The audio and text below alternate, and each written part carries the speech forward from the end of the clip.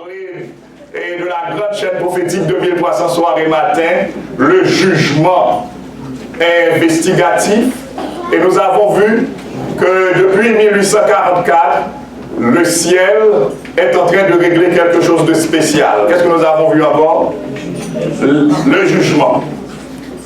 Le jugement. Le jugement. Où les dossiers de chaque croyant, le dossier de chaque croyant est en train d'être étudié, examiné. Chaque dossier est en train d'être examiné. Dieu passe au peigne fin chaque dossier. Vous savez, chaque pensée, chaque parole, chaque instant que nous vivons, tout est enregistré et tout est en train d'être examiné. Allez lire votre Bible, Daniel 7 à 9, allez lire Apocalypse, vous allez vous en rendre compte. Alors, hier soir, j'avais préparé une illustration, malheureusement, j'étais un petit peu trop pressé, je l'avais oublié, mais je veux partager avec vous quand même quelque chose. Ce matin, qu'est-ce que vous voyez là? De l'eau. Ok, de l'eau, n'est-ce pas vrai? Juste un instant. Il semble que j'ai oublié encore quelque chose. Mais non, c'est là. Alors, tous nos péchés sont en train d'être... Notre vie entière est en train d'être examinée, n'est-ce pas vrai? Oui. Et, comme nous l'avons vu hier soir, devant chaque nom, il doit y avoir une conclusion. Alors, ce jugement concerne les croyants, nous avons dit. Les croyants. Les croyants. Parce que ceux qui ne croient pas, leur sort est déjà déterminé. Leur sort est déjà déterminé. Ceux qui ne croient pas, ils sont déjà condamnés. Maintenant, le jugement, c'est pour établir la justice de Dieu. Comment? C'est pour que tout le monde puisse comprendre que Dieu est juste. C'est ce que nous avons vu. Et parce que, écoutez bien, il est dit dans Matthieu 7, 21 à 23, que ceux qui disent Seigneur, Seigneur n'entreront pas tous dans le royaume des cieux. Donc, qu'est-ce qui va se passer?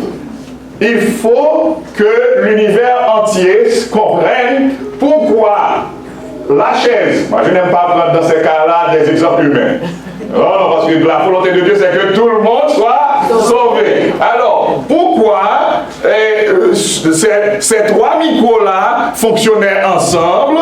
Pourquoi ce micro est au ciel, est sauvé, et pourquoi celui-ci n'est pas sauvé? Vous comprenez ça? Donc, Dieu veut que ce micro comprenne qu'il n'est pas sauvé. Il n'est pas au ciel par parti pris. Et non plus, il ne veut pas que ce micro comprenne qu'il n'y est pas par méchanceté. Donc il faut que ce micro comprenne très bien pourquoi celui-ci qui était chaque samedi en train de louer avec lui, vous comprenez ça, pourquoi lui il n'est pas sauvé. Et en conclusion, tout le monde aura confessé que Dieu est juste. Parce que le trône de Dieu a pour base la justice. Alors, vous voyez de l'eau, n'est-ce pas vrai? Oui. De l'eau. Souvent, notre vie ressemble à ça. Vous voyez ce que je vous dis? Je vais vous faire voir quelque chose.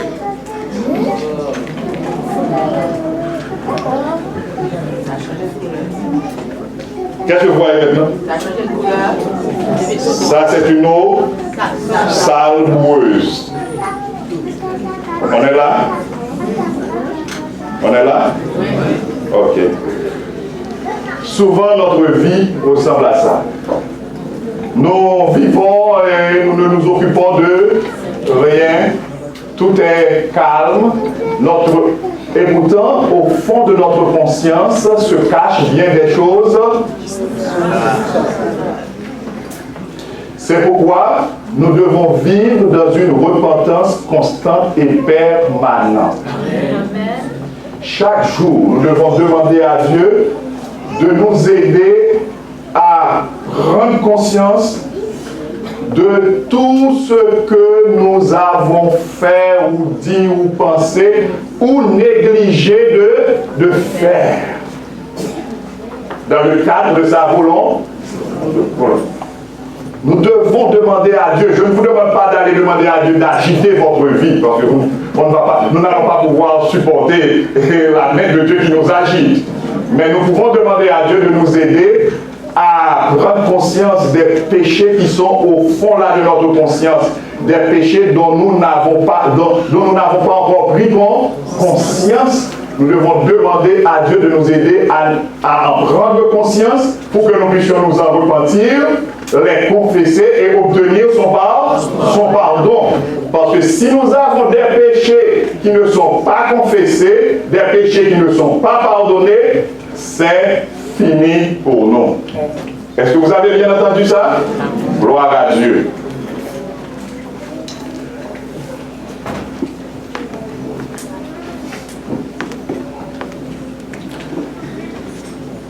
Un troisième mot.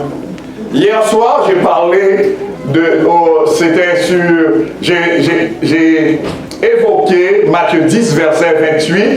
Et il y a une personne qui suit vraiment bien, attentivement les conférences, et elle m'a dit, mais dans le texte, c'est Dieu qui peut jeter, qui a le pouvoir de jeter dans la géhenne et le corps et l'âme. Comme dit Matthieu, l'évangéliste Matthieu et Luc aussi, c'est correct. J'ai dit à la personne, c'est correct.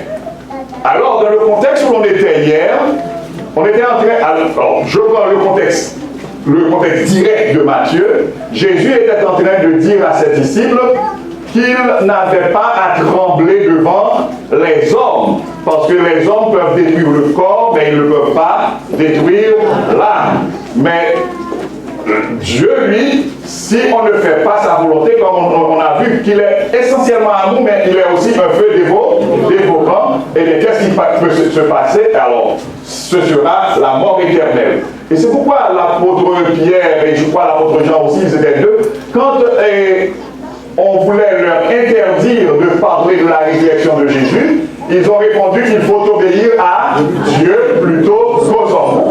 Pourquoi faut-il obéir à Dieu plutôt qu'aux hommes? Parce que les hommes peuvent détruire le corps, mais si on n'obéit pas à Dieu, on va perdre l'être tout entier, on n'aura pas la vie éternelle. En d'autres termes, c'est la destruction éternelle.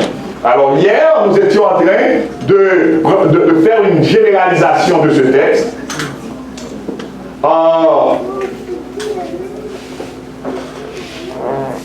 Nous avons expliqué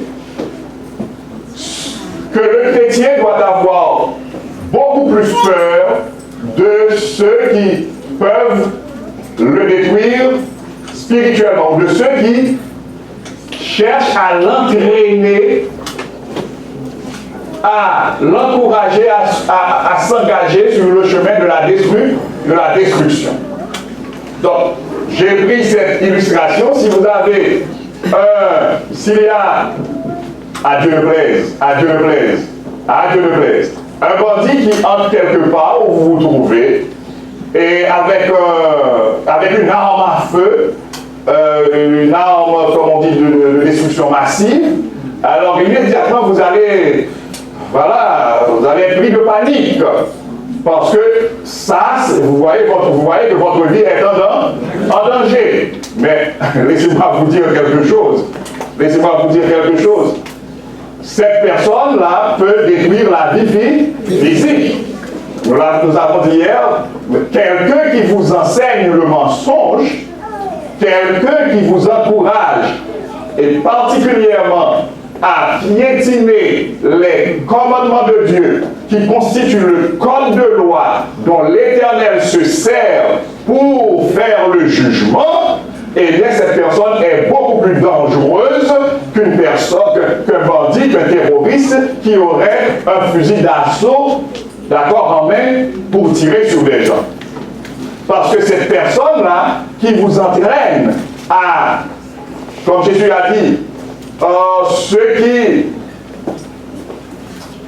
éliminent et qui enseignent aux gens à éliminer les commandements de Dieu. Alors ces gens-là sont beaucoup plus dangereux que des terroristes. Parce que les terroristes peuvent s'attaquer au physique, au corps. Mais ces gens-là, ils vous entraînent sur le chemin de la perdition. Alors, c'est clair, j'ai tenu à faire le point pour toute l'assemblée. Donc la personne qui m'a fait la remarque, qui m'a posé la remarque, était très correcte dans sa remarque. Et moi, je me sens incommode. Et j'ai en même temps aussi sur les épaules une responsabilité. Est-ce que je dois m'arrêter là et vous dire au revoir? Est-ce qu'il n'y a pas de fenêtre? On ne peut rien faire, on ne peut pas ouvrir, on ne peut rien faire. Bon, ok. Je vais essayer d'écouter le plus possible le message, d'accord? Je vais essayer d'écouter le plus court possible le message. Les Saint-Esprit de Dieu vivant sur notre pauvre race, qui s'est vertu en poursuivant l'illusion qui passe. Notre Père, notre Dieu, ta parole va être proclamée. De grâce, Père, aie pitié de nous. Aie pitié de nous, Seigneur, aie pitié. Que par ta grâce, ta parole soit vraiment comprise. Et surtout, Père, aide-nous tous à nous décider pour la vie éternelle. Aide-nous, Papa. Nous savons que tu nous aimes. Nous savons que tu nous aimes. Viens à notre aide. Viens à notre secours. Viens au secours de ton peuple. Viens au secours de chacun de tes enfants ici ce matin. Viens, Père. Et nous savons que ta présence apporte libération. Ta présence apporte santé. Ta présence apporte victoire. Et nous allons parler de victoire, Père. Pas de n'importe quelle victoire, de la victoire que toi seul peux nous assurer. Nous t'en remercions déjà au nom de Jésus. Amen. Il y a beaucoup de visiteurs ce matin. Je tiens à vous présenter une bienvenue spéciale. Et j'aimerais toutefois vous voir, parce que j'aime voir les gens, ils sont nombreux, ils ne sont pas aussi timides que moi, donc ils vont se lever la main quand même. Yes, bienvenue. Gloire à Dieu. Bienvenue. Vous allez ouvrir votre Bible avec moi, bien-aimés. Vous allez ouvrir votre Bible avec moi dans Apocalypse chapitre 2. Nous allons effectuer un voyage rapide. Et puis, oubliez la chaleur. Vous allez m'endurer un petit peu. Et vous pouvez me faire confiance. Je vais essayer d'aller le plus vite possible. Et puis, l'Esprit de Dieu lui-même saura comment fixer sa parole dans notre cœur. Apocalypse chapitre 2, verset 7. Apocalypse 2, verset 7. Qu'est-ce que nous lisons, s'il vous plaît? Alors, que celui qui a des oreilles entende ce que dit l'Esprit aux églises. Quoi?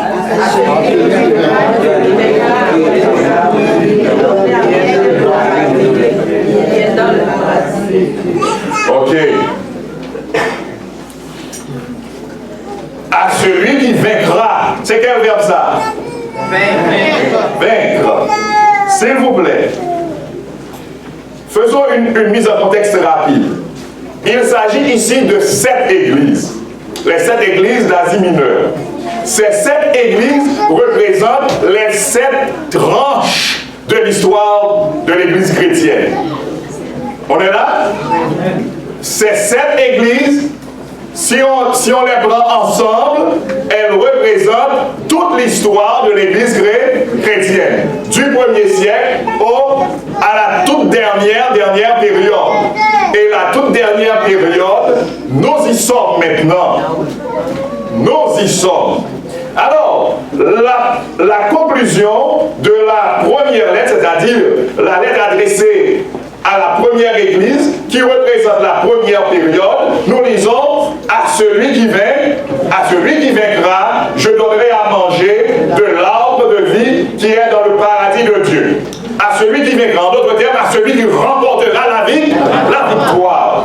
Allons à la deuxième église, l'église de Smyrne. La première église, c'est l'église d'Éphèse. Allons à sa conclusion, à la conclusion de la lettre adressée à la deuxième église, verset 11. Qu'est-ce que nous trouvons? Que celui qui a des oreilles entende ce que l'Esprit dit aux églises, encore celui qui vaincra n'aura pas à souffrir la seconde mort. Allons à la troisième église, c'est Pergame, verset 17, dans la conclusion, verset 17. Que celui qui a des oreilles entende. Bien aimé, il faut avoir des oreilles. Vous allez voir pour chaque église que celui qui a des oreilles. Et déjà au début de l'Apocalypse, il est écrit « Heureux celui qui lit et ceux qui entendent les paroles de la prophétie et qui gardent les choses qui y sont écrites, car le temps est proche. » Il faut savoir entendre que celui qui a des oreilles écoute ce que dit l'Esprit aux églises et ensuite... Oh, il semble que l'on s'est perdu. Allons, verset 17, chapitre 3. Chapitre 2, pardon. Je ne vous sens pas. Ce que l'Esprit dit aux églises. À celui qui vaincra, je donnerai de la manne cachée. Et je lui donnerai un caillou blanc. Et sur ce caillou est écrit un nom nouveau que personne ne connaît, si ce n'est celui qui le reçoit. À celui qui vaincra, à celui qui remportera la victoire. Remarquez bien, les chrétiens de la première période ont reçu un message. Et à la fin, la promesse a été faite à qui? Celui qui vaincra. Au vainqueur. Aux chrétiens de la deuxième période, un message. Et les promesses de l'Éternel sont adressées à qui? Au vainqueur. Troisième église encore? Au vainqueur. Allons à la quatrième, verset 26. Chapitre 2, bien vite.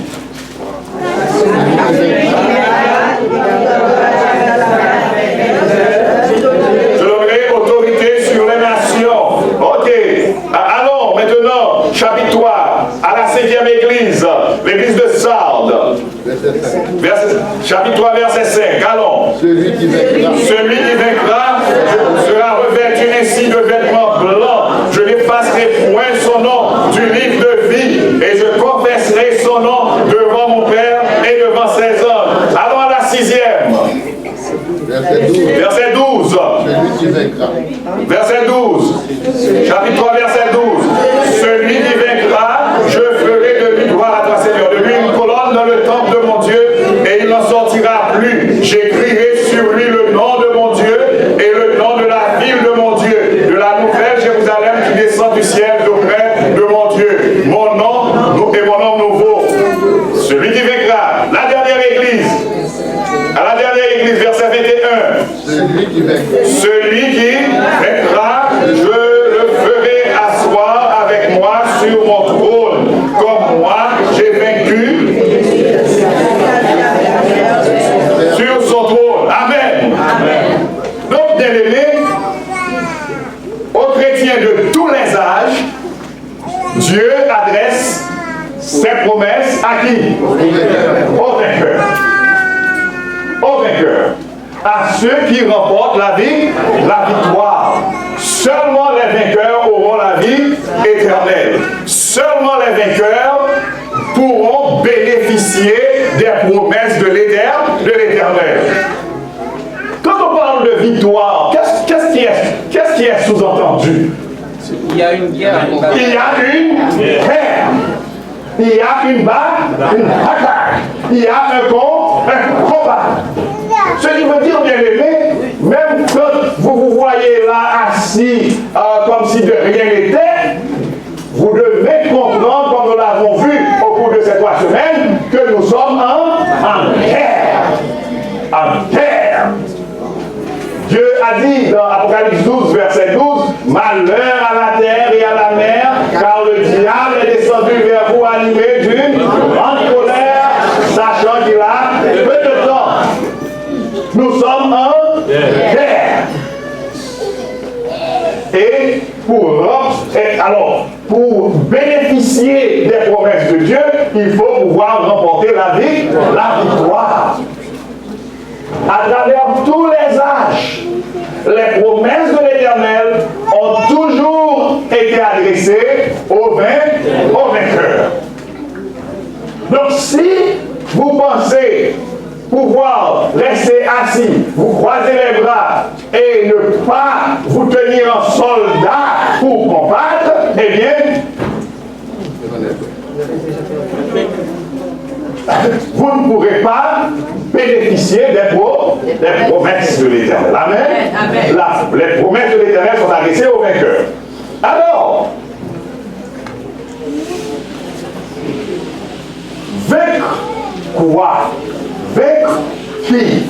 C'est là encore une grande question. Nous avons lu 1 Jean 5, dans 1 Jean 5, versets 4 et 5. 1 Jean 5, versets 4 et 5. Je vous invite à relire ce texte avec nous. 1 Jean 5, verset 4 et 5.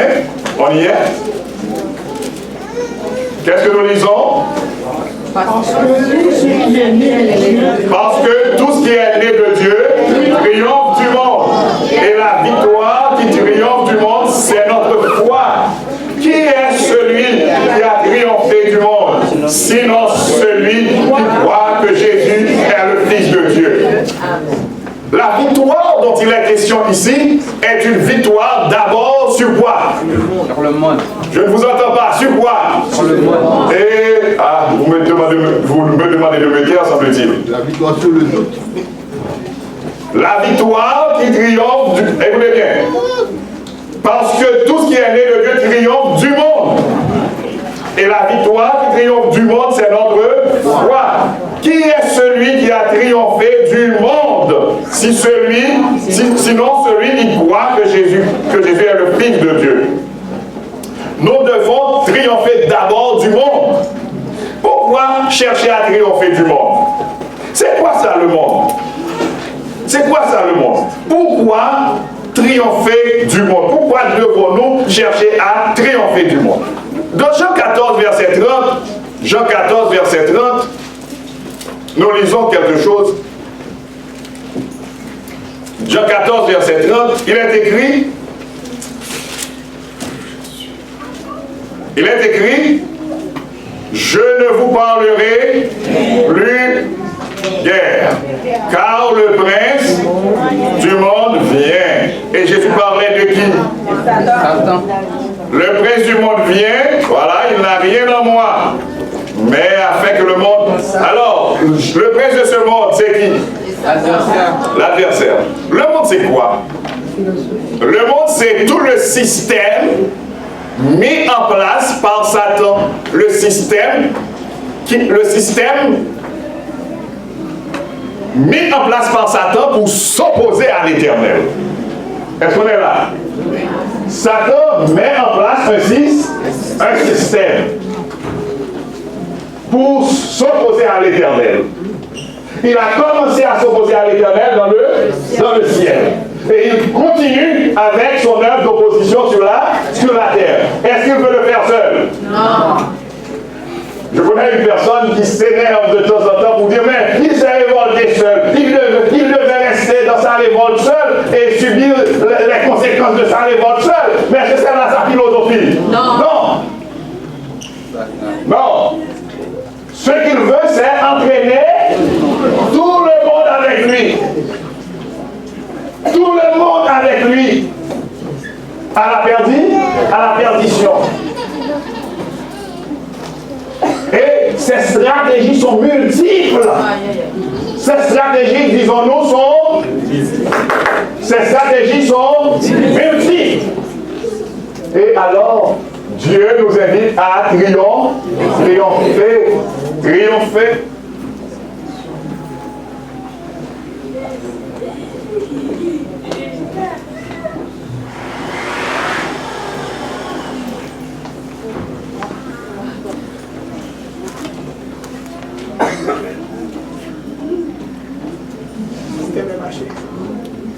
Ouais, avec la technologie, c'est ça?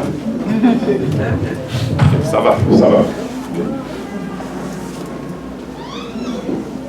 Oui, merci de votre patience. Dieu nous invite à triompher du monde et en même temps du prince de ce monde. Du prince de ce monde.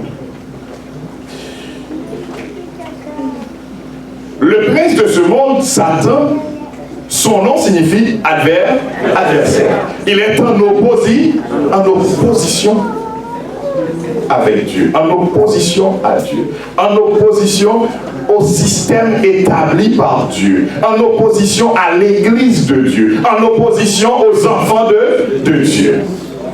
C'est pourquoi il est appelé Satan. Il est appelé Satan. L'apôtre Jean dit,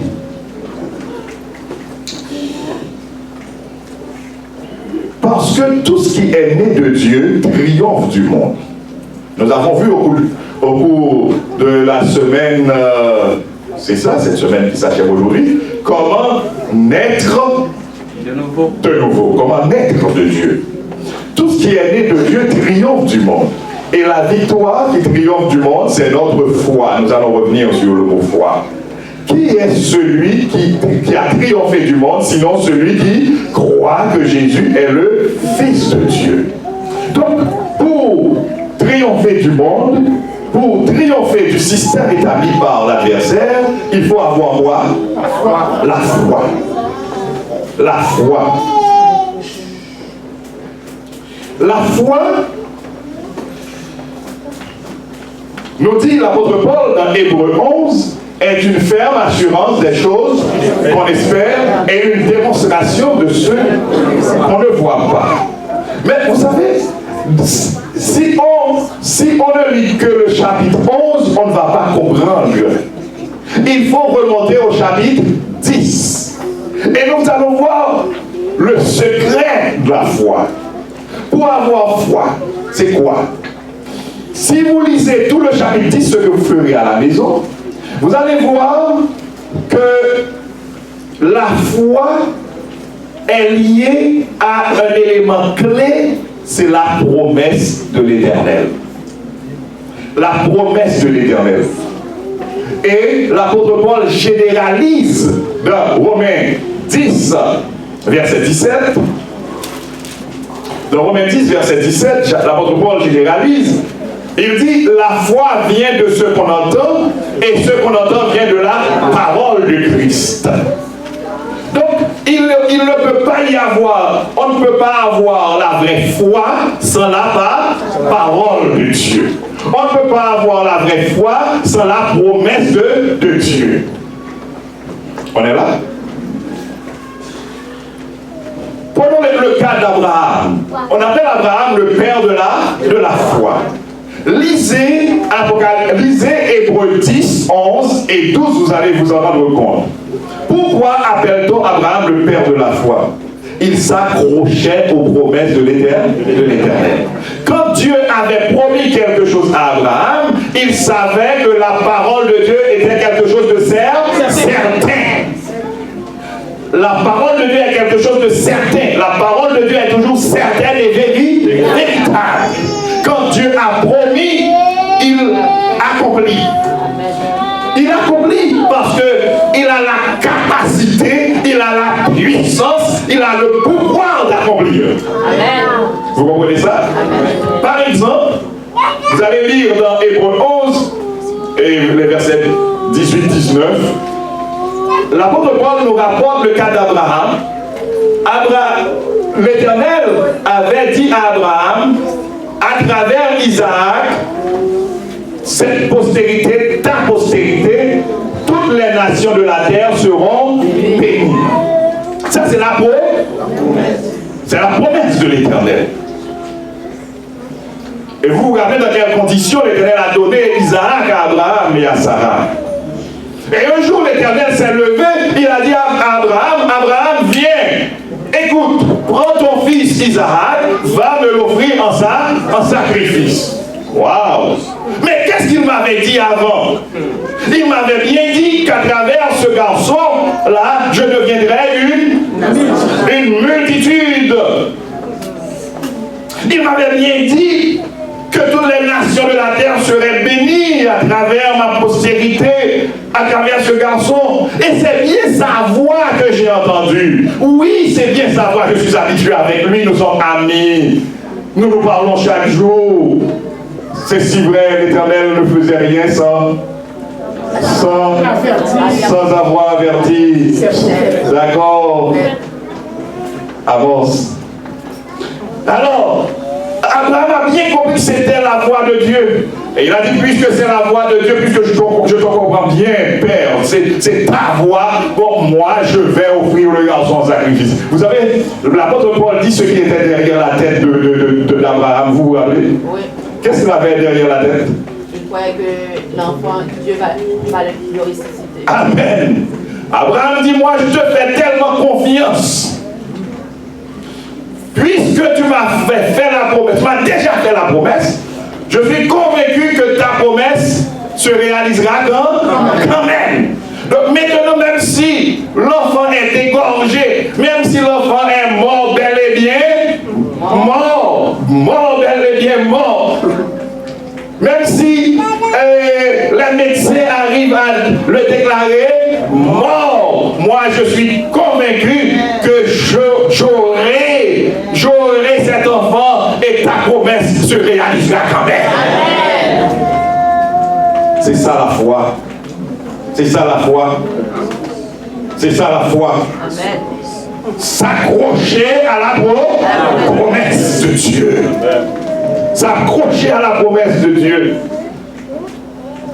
S'accrocher à la parole de Dieu. S'accrocher à la parole de Dieu. Il y a deux fois. Et comme nous lisons dans Apocalypse 14, verset 12, il est dit, c'est ici la persévérance des saints qui gardent les commandements de Dieu et la foi de Jésus. Allez dans Jacques 2, verset 19. Je remercie les dirigeants d'église qui sont en train de chercher des ventilateurs, tout ça là, pour améliorer la situation, parce que je n'aimerais pas partir avec le message. Je suis en train de faire des acrobaties là, mais c'est ok. Alors dans Jacques 2, verset 19. Jacques 2, verset 19. Qu'est-ce que nous lisons? Qu'il y a un seul Dieu. Ok, prenons à partir du verset 18. Mais quelqu'un dira, voici à la croix. Moi j'ai les œuvres. Montre-moi ta foi sans les œuvres, et moi je te montrerai la foi par mes œuvres. Tu crois qu'il y a un seul Dieu? Tu fais bien. Les démons le croient aussi et ils tremblent. Les démons croient aussi qu'il y a un seul et donc ils ont une certaine foi, n'est-ce pas vrai? Il y a des choses que les démons ne vont pas dire. Est-ce que vous pensez que les démons ne vont jamais dire que Dieu n'existe pas? Ils peuvent mettre dans la bouche d'un humain que Dieu n'existe pas, mais eux, personnellement, ils ne vont pas le dire. D'accord? Nous allons voir un autre modèle de foi. Soyez avec nous, s'il vous plaît. L'Éternel est vivant, on continue. Dans Philippiens 2, verset 8, On va voir un autre modèle de foi. Prenons à partir du verset 7. Alors, prenons 8. Alors, verset 8. Philippiens 2, verset 8. Qu'est-ce que nous lisons? Il s'est humilié lui-même se rendant obéissant jusqu'à la mort, même jusqu'à la mort de la croix. Ici, la question de qui? Jésus. Les démons quoi? Vous y êtes? Les démons, vous n'êtes pas là même. Les démons croient. Ils croient jusqu'à ce qu'ils arrivent à trembler. Mais qu'est-ce qu'ils font chaque jour? Qu'est-ce qu'ils font chaque jour? Ils s'opposent à l'Éternel. Ils font ce qui est contraire à l'Éternel. Donc à quoi leur foi leur servira-t-il? Leur servira-t-elle, pardon? À quoi? Non, je dis, les démons, Satan et tous ces anges, ils croient que Dieu existe, ils croient qu'il n'y a qu'un seul Dieu. Mais cette fois, ils ne s'en servent pas, ils s'opposent chaque jour à Dieu. Alors je vous dis, à quoi est-ce que cette foi va leur servir? À rien. À rien. Bien qu'ils croient, ils seront quand même perdus. Bien qu'ils croient, ils seront quand même éliminés. Bien qu'ils croient, ils seront quand même détruits. Ils sont déjà condamnés et ils seront détruits à jamais. Bien qu'ils croient. Est-ce qu'on est là? Ça, c'est un modèle de foi qu'il ne faut pas suivre. Il y a des gens qui vous disent, ah oui, c'est vrai, oh, c'est la vérité. Je vois que c'est la vérité. Je vois que c'est la vérité, c'est vrai. L'apôtre Paul dit dans Romains 10, verset 17, nous venons de lire, la foi vient de ce qu'on entend. Et à chaque église, la parole de Dieu a été que celui qui a des oreilles entende. La foi vient de ce qu'on entend, et ce qu'on entend vient de la parole de Dieu. Mais si la parole de Dieu est claire, ah oui, c'est clair, c'est ok, c'est correct. Mais qu'est-ce qu'on fait? Qu'est-ce qu'on fait? Si on voit que c'est correct, si on voit que c'est clair, si on voit que tout est correct, c'est la parole de Dieu, et que l'on ne fasse rien, c'est la foi des démons. C'est la foi des démons. Et cette foi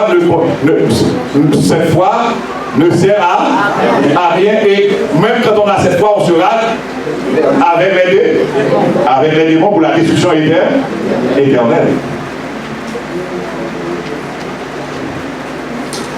Laissez-moi vous dire quelque chose. Jésus. Il y a des gens qui voient la parole de Dieu. Bien qu'ils voient la parole de Dieu est claire sous leurs yeux, ils vous disent non, j'attends l'esprit.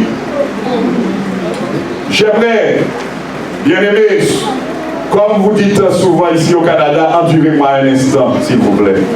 Endurez-moi. Lisons Éphésiens chapitre 6. Vous qui voyez clair dans la parole de Dieu, la foi vient de ce qu'on entend et ce qu'on entend vient de la parole de Dieu. La victoire qui triomphe du monde, c'est notre foi. Et écoutez bien, l'apôtre Paul dit dans Hébreux 11, verset 6, sans la foi, il est impossible d'être agréable à Dieu. Alléluia. La foi vient de ce qu'on entend et ce qu'on entend vient de la parole de Dieu. Éphésiens 6. Éphésiens 6, Paul nous présente les armes de Dieu. Et il nous présente au verset 17. Au verset 17, nous trouvons deux armes. Prenons aussi le casque du salut et l'épée de l'esprit qui est la parole de Dieu. Alléluia. La parole de Dieu en tant qu'arme spirituelle, s'il vous plaît, soyez avec nous, souffrez un petit peu. La parole de Dieu est considérée comme l'une des armes spirituelles. c'est la seule arme offensive parmi les 7. Comment s'appelle-t-elle encore? La parole. Oui, la parole de Dieu. Mais l'apôtre Paul donne un autre titre là. L'épée de l'esprit. Qu'est-ce que cela veut dire? Qu'est-ce que cela veut dire? L'épée de l'esprit. Qu'est-ce que cela veut dire? C'est l'épée dont se sert l'esprit. L'esprit est comme un soldat. Le Saint-Esprit de Dieu est comme un soldat. Et quelle est l'arme qu'il utilise pour nous convaincre de péché, de jugement? C'est quoi? La parole de Dieu, l'épée qui est, la parole qui est son épée. Bien aimé, quand nous lisons la parole de Dieu et que nous arrivons à comprendre la parole de Dieu, c'est l'œuvre de qui? L'œuvre du Saint-Esprit de Dieu. Alléluia. Amen. Est-ce que vous êtes clair? Amen. Quand je lis la parole de Dieu, j'arrive à comprendre la parole de Dieu grâce à la puissance du Saint-Esprit de Dieu. Alors si le Saint-Esprit de Dieu m'a déjà permis, m'a déjà aidé à comprendre, si par la grâce de Dieu, le Saint-Esprit de Dieu m'aide à comprendre, cet esprit que je cherche encore, où est-ce que je vais le trouver? Est-ce que vous êtes avec moi? Vous n'êtes pas là. La parole de Dieu est l'épée de l'esprit. Dieu m'aide à comprendre sa parole par la puissance de son Saint-Esprit. Ce n'est pas ma qualification académique qui me permet de comprendre la parole de Dieu. Ce n'est pas vos diplômes qui vous permettent de comprendre la parole de Dieu. C'est le Saint-Esprit qui nous permet de comprendre la parole de Dieu. C'est pourquoi la parole est appelée l'épée de l'esprit. Bon, maintenant, l'Esprit de Dieu nous aide à comprendre sa parole. Et puis, nous comprenons. Non, c'est clair. Oh non, ça c'est clair. Oh non, c'est clair. Oh non, ça c'est clair. Non, il ne faut pas tuer, ça c'est clair. Le 6e commandement, c'est clair. Oh non. Oh non, c'est clair. Oh non, le baptême, non, mais ça c'est... Non, il n'y a pas d'autre forme de baptême. Non, quand on croise des drapeaux là, on fait passer les gens dessous. Non, ça c'est façon... Mais là, c'est clair. Oh non. Le baptême doit symboliser la mort, le péché, donc immergé. Oh non, ça c'est clair. Jésus a reçu son baptême. Oh, c'est clair. Mais qui est-ce qui vous a permis de comprendre que c'est clair? Le Saint-Esprit. Le Saint-Esprit. Depuis la création, Genèse 2, 1, 2, 3, 4, 5, 6, le 7e, l'Éternel l'a béni et l'a mis à part pour lui. Depuis la création. Je ne le savais pas, mais c'est clair. Le 4e commandement encore. Le 7e jour, Dieu l'a béni et l'a mis à part pour lui pour rappeler à l'humanité qu'il est le Créateur, le seul vrai Dieu, le seul adorable. Mais c'est clair. Mais qui est-ce qui vous permet de voir que c'est clair? L'Esprit de Dieu, cet Esprit de Dieu. Maintenant, écoutez, non, ça c'est vrai. Il ne faut pas adorer des statues, etc. 2e commandement, ça c'est clair. Je ne le savais pas, mais c'est clair là. Oh, non, c'est clair. Mais qui est-ce qui vous permet de voir tout ça? Le Saint-Esprit de Dieu.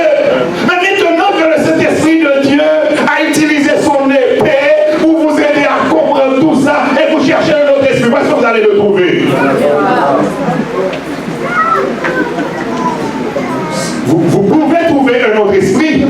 Vous pouvez trouver un esprit, mais pas l'esprit de Dieu. Parce que l'Esprit de Dieu a déjà fait son travail. L'Esprit de Dieu a déjà fait son travail. Alors, bien-aimés frères et sœurs, la foi vient, la victoire qui triomphe du monde, c'est notre foi. Et la foi vient de ce qu'on entend, et ce qu'on entend vient de la parole de Christ, de la parole de Dieu. La promesse de Dieu, les promesses Alléluia, alléluia, alléluia. Jean dit au verset 5, dans 1 Jean 5, verset 5, Jean déclare: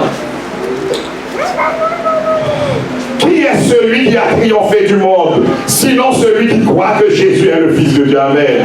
Et quand Jean dit que Jésus est le Fils de Dieu, Jean dit que Jésus est Dieu. Jésus est Dieu, pleinement Dieu. Et je vais lire pour vous. Je vais lire pour vous. Et vous pouvez lire avec moi bien vite parce que nous sommes à la fin du sermon. Dans Hébreux chapitre 12. Versets 1 et 2. Je vous invite à lire Hébreux chapitre 12, versets 1 et 2. Je vais lire pour vous. Vous allez lire dans la version seconde et simple. Et je lirai avec vous encore. Je lirai avec vous après dans la version révisée. Lisons d'abord dans la version seconde. Hébreux 12, versets 1 et 2. Allons-y.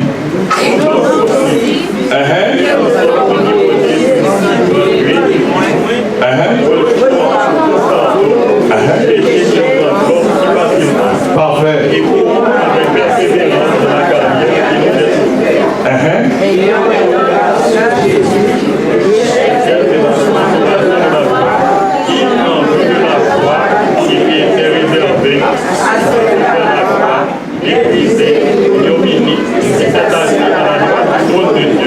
Amen.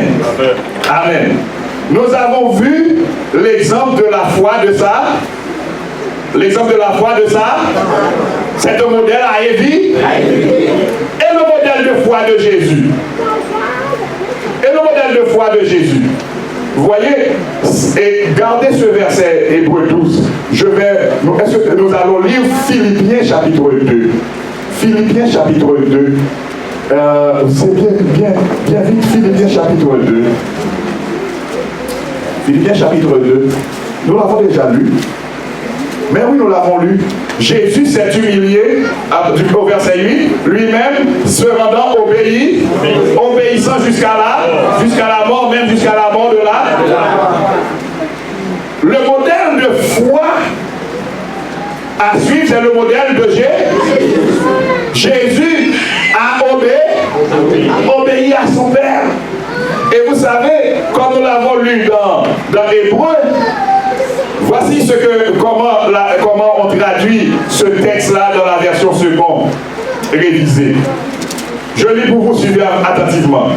Nous donc aussi, puisque nous sommes environnés d'une si grande nuée de témoins, c'est-à-dire tous les autres témoins de Seth, passant par Seth, Noé, Enoch, Noé, Abraham, etc., etc., puisque nous sommes environnés de tous les hommes et les femmes de foi qui se retrouvent au chapitre 11, ce sont ces hommes et ces femmes-là qui représentent cette grande nuée de témoins.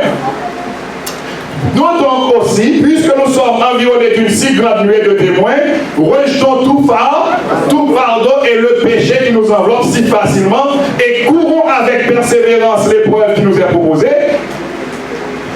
les yeux fixés sur Jésus qui est l'auteur de la foi et qui l'amène à la perfection. Amen. Amen. Jésus est l'auteur de la foi, bien-aimé. Si je n'ai pas de foi, si je demande la foi à Jésus, Jésus m'en donnera. Amen. Amen. Parce que Jésus est l'auteur de la foi. Et non seulement il est l'auteur de la foi, il est aussi celui qui mène la foi à la perfection. Ma foi peut être petite. Comme nous disons en créole, ma foi peut être sweet. Ma foi peut être très petite. Mais en Jésus, ma foi peut devenir très grande. Amen. Avoir foi en Dieu, croire que Jésus est le Fils de Dieu, c'est croire qu'en Jésus nous pouvons avoir toute la force, toute la puissance, toute l'énergie nécessaire pour plaire à Dieu, pour obéir à Dieu. Amen. C'est croire que Jésus est le lion de la tribu de Juda. C'est croire que Jésus est le vainqueur des vainqueurs. C'est croire que Jésus est le Seigneur des seigneurs. C'est croire que Jésus, c'est celui qui s'est donné à la croix, qui est ressuscité, qui est monté au ciel, qui nous a promis que votre cœur ne se trouble. Oui. Croyez en Dieu, Croyez en moi, il y a plusieurs demeures dans la maison de mon Père. Si cela n'était pas, je vous l'aurais dit, je m'en vais vous préparer une place. Et lorsque je m'en serai allé et que je vous aurai préparé cette place, je reviendrai et je vous prendrai avec moi afin que là où je suis, vous y soyez aussi. C'est croire que Jésus a le pouvoir de nous garder fermes dans la foi jusqu'à son retour. C'est croire que Jésus, qu'avec Jésus, comme il l'a dit, je suis avec vous tous les jours, jusqu'à la fin du monde. C'est croire que Jésus peut vous donner la victoire sur vos mauvaises habitudes. Jésus peut me donner la victoire sur mes mauvaises habitudes. Même si c'est une habitude que j'ai acquise de mon arrière-grand-père, Jésus peut m'accorder la victoire sur ces mauvaises habitudes. C'est croire que ce que tu considères comme plus grand que toi, ce que tu considères comme plus fort que toi, Jésus peut te donner la victoire sur ça. C'est croire. C'est croire que Jésus est Dieu, pleinement Dieu. Il est la plénitude de la divinité. Il peut te donner la victoire. C'est croire. C'est ça croire. Mais si tu dis, je crois, ah non, Jésus est la plénitude de la divinité, et puis c'est tout, non? Ta foi doit conduire à l'obéir. Sinon, tu as la foi des démons. Ne dites pas que je sois en train de vous injurier. Je répète ce qui est dans la Bible, la parole de Dieu. Au cours de ces 3 semaines, bien-aimés, nous avons entendu la parole de Dieu. Amen. Et toi qui peut-être n'as pas eu le privilège de suivre toute la série, mais tu as entendu des messages. Ce matin encore, tu as entendu la voix de Dieu te parler. Décide-toi pour Dieu. Décide-toi pour Dieu. Et la foi de Jésus. Et la foi de Jésus, Apocalypse 14, verset 12, c'est ici la persévérance des saints qui gardent les commandements de Dieu et la foi de Jésus. Le modèle de foi de Jésus, c'est la foi qui conduit à l'obéissance. C'est la foi qui conduit à nous entendons et nous pratiquons. Nous entendons et nous obéissons. Nous obéissons pas de notre propre force. Nous n'avons pas les forces nécessaires, mais grâce à la puissance du Saint-Esprit de Dieu que nous trouvons en Jésus-Christ. Voilà pourquoi je vous invite ce matin. Je vous invite ce matin, peu importe vos luttes. Je ne connais pas tes luttes. Dieu les connaît. Peu importe tes luttes. Peu importe tes défis. Peu importe la force, la puissance de ceux qui te menacent. Je te conseille ce matin, je t'invite au nom de Jésus ce matin à venir déposer tes fardeaux au pied de Jésus. Je t'invite à venir porter plainte à Jésus contre la force qui essaie de te menacer, contre la force qui essaie de t'intimider.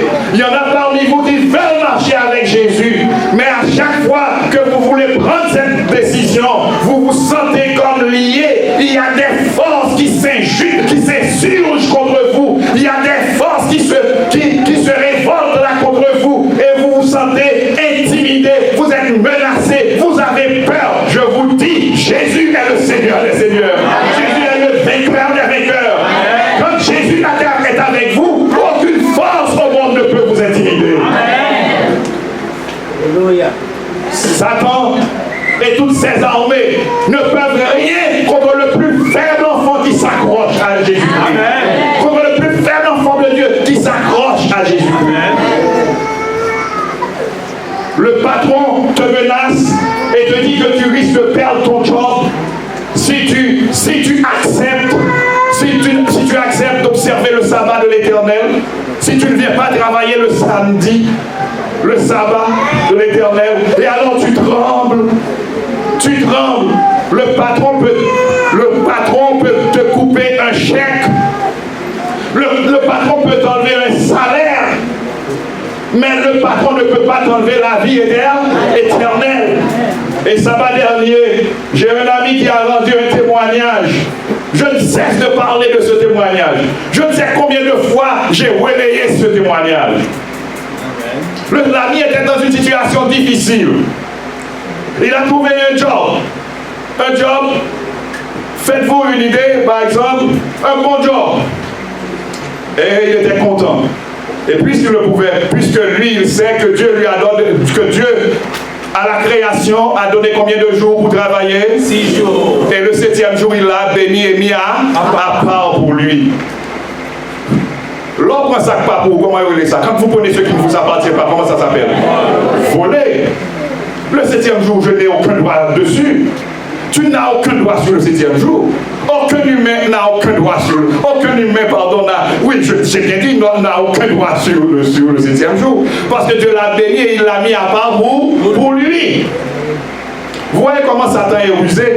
Il cherche à entraîner l'humanité entière dans le vol. S'il y a des gens que vous rencontrez à travers les rues, si vous osez dire à cette personne, vous savez voler, la personne va vous citer en justice. De quel droit dites-vous que je sais voler? Et Satan s'arrange pour faire voler les gens semaine après semaine. À chaque fois que vous prenez ce qui ne vous appartient pas, comment ça s'appelle? Voler. Le 7e jour appartient à qui? À l'Éternel. Et quand nous le prenons pour faire ce que bon nous semble, c'est qu'est-ce que nous faisons? C'est un vol, nous sommes en train de voler. Vous voyez ça? Nous sommes en train de voler. Il faut être clair. Moi, je suis venu pour vous dire la vérité, rien que la vérité de la parole de Dieu. Amen. Amen. Et puis, l'ami, bon, est-ce que je peux donner les chiffres ou bien symboliquement? Bon, je peux donner? Vous êtes d'accord? Je peux donner? Et puis, l'ami, le premier job, on lui a offert 45 000 ans. C'est quand même bon, n'est-ce pas vrai? Ce n'est pas le salaire minimum. Hein? Le salaire minimum n'arrive pas à 45 000 ans. L'ami était content. Et quand il a dit qu'il ne pouvait pas observer, qu'il ne pouvait pas venir le samedi, on lui a dit, ah mais non, désolé. Là, parce qu'il faut que tu viennes. Et l'ami était dans une situation difficile. L'ami était dans une situation si difficile qu'il a commencé à être hyper tendu, tout ça. Parce qu'il commençait à trembler. Quand les membres tremblent, c'est qu'il y a bien des désordres dans le corps, n'est-ce pas vrai? Dans tout le système. Est-ce que vous êtes là avec moi? Amen. Mais il a refusé de négocier le sabbat de l'Éternel. Parce que le sabbat, Dieu l'a béni et l'a mis à part pour lui. Il ne peut pas dire, c'est clair, oui, le sabbat c'est à l'Éternel. Mais même mon Dieu, ouais, même Dieu voit. Il ne peut pas le dire ainsi. S'il le fait ainsi, sa foi sera la foi des démons. Alors, il a dit, restez avec votre job, moi je reste avec mon Seigneur Jésus. Amen. Alléluia. Comment s'appelle ça? La foi. Restez avec votre job, moi je reste avec mon Seigneur Jésus. Et mon Seigneur Jésus peut me donner au-delà de votre job, au-delà de ce que vous m'offrez là. Amen. Et l'ami a trouvé un autre job, l'Esprit de Dieu l'a orienté. Il est allé chercher, il est en train de chercher, n'est-ce pas vrai? Il faut chercher, hein? La Bible dit, faut chercher et vous trouverez. Ah non, ne restez pas les pieds, les bras croisés. Il faut chercher. L'ami était en train de chercher. Il respecte la parole de Dieu, il respecte les commandements de Dieu, il respecte la loi de Dieu, il respecte le sabbat de Dieu. Mais il est en train de chercher. Et chercher. Il est tombé sur quelque chose. Un ami lui a dit, ah, tu vas demander 45 000 parce que tu viens de mettre 45 000. Tu comprends? Parce que c'est quand même quelque chose de quand même intéressant. Et l'Esprit de Dieu lui a enlevé la proposition de l'ami à l'esprit. Quand on lui a dit, mais alors on l'a reçu, on lui a offert le job, et puis il a demandé, mais et le salaire, combien demandes-tu? Au lieu de proposer, il a dit, faites-moi une offre. Imaginez, dites-moi combien on lui a offert. 60 000? Ou pourquoi la donne? Tu n'y es pas encore. 100 000? Tu n'y es pas encore. 110 000? Oh, l'Éternel capable. Oui, bien-aimé.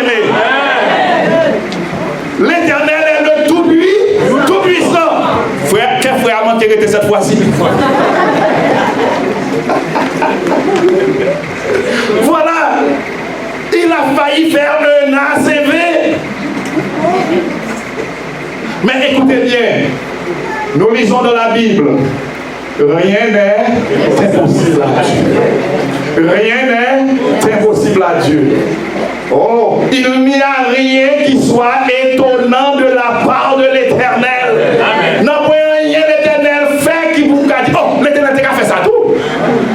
Non, il n'y a rien qui soit étonnant de la part de l'Éternel, Il est le tout-puissant. Il suffit seulement de lui faire confiance. Il suffit seulement d'avoir la foi de Jésus et non la foi des démons.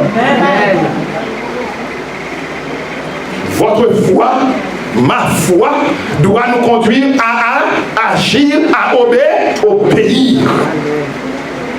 Si nous disons que nous croyons et que nous n'obéissions pas, bien-aimés, notre foi est vaine. Puisse l'Éternel m'aider ce matin. Puisse l'Éternel aider chacune, à avoir foi. Foi en Jésus, le Fils de Dieu, le chef et le consommateur de notre foi. Et que nous arrivions à triompher du monde. Que nous arrivions à triompher de l'auteur, du prince de ce monde, Satan le diable.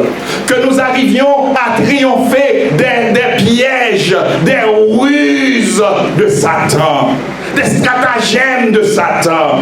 Que nous arrivions à triompher de tout ce qui est en nous qui ne soit pas de Dieu, de toutes les œuvres de la chair. Que nous arrivions à triompher, que nous arrivions à vaincre jusqu'au triomphe final. Que nous arrivions par la grâce de Dieu à être classés parmi les vainqueurs. Car toutes les promesses de l'Éternel sont adressées, sont faites aux vainqueurs. Et nous ne sommes pas seuls, bien-aimés. Je vous le répète, nous ne sommes pas seuls. Si tu es en train de trembler, si tu ne veux pas, si tu te dis, mais oui, c'est vrai, je pourrais, mais si je prends la décision de me faire baptiser, si je prends la décision d'observer le sabbat de l'Éternel pour les commandements de Dieu, qu'est-ce qui va arriver? Qu'est-ce qui ceci? Qu'est-ce qui cela? Bien-aimé, cesse de trembler. Jésus est le Fils de Dieu, Dieu, puissamment Dieu, tout puissamment Dieu. S'il est avec toi, tu n'as rien à avoir peur, tu n'as rien à craindre. Amen. Tu n'as à avoir peur de rien. Tu n'as à avoir peur de rien. De rien. Dites-moi par exemple ce dont tu pourrais avoir peur avec Jésus à tes côtés. Donnez-moi un exemple. De quoi pourrais-tu avoir peur avec Jésus à tes côtés? Rien, absolument rien. Disons, avec Jésus, je n'ai peur de rien. Encore, avec Jésus, je n'ai peur de rien. Avec Jésus, je n'ai peur de rien. Avec Jésus, j'ai tout. Alors, avec Jésus, j'ai tout. Avec Jésus, j'ai tout. Avec Jésus, j'ai tout. Et maintenant, pourquoi est-ce que tu ne veux pas marcher avec lui? Pourquoi? Par la grâce de Dieu, tu n'as pas la foi des démons. Tu as la foi de Jésus. Prends ta décision de marcher avec Jésus ce matin. Et tous ceux qui ne veulent pas avoir la foi des démons, qui veulent avoir la foi de Jésus, la foi qui conduit à l'obéissance.